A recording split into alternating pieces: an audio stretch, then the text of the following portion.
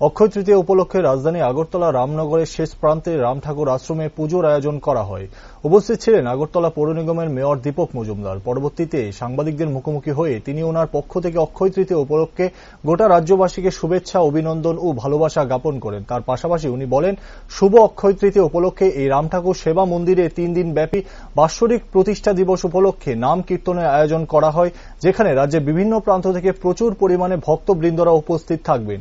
এমনকি রাম ঠাকুরের কৃপায় যেন সমস্ত পরিবারের সুখ সমৃদ্ধি বৃদ্ধি পায়, সেটাই ভগবানের কাছে আশা রাখবেন তিনি।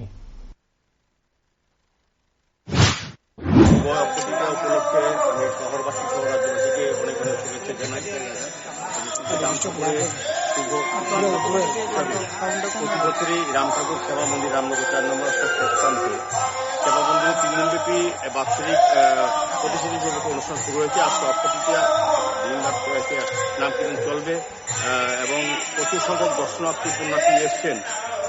এটা আমার খুব ভালো লাগে। এই আশ্রমটা দিন দিন প্রচুর সংখ্যক পুণ্যার্থীরা আছেন। এই এলাকা সহ বিভিন্ন শহরের বিভিন্ন প্রান্ত থেকে আমাদের গুরুদেবের দর্শনে আসেন। গুরুদেবের ইচ্ছায় সব কিছু চলছে।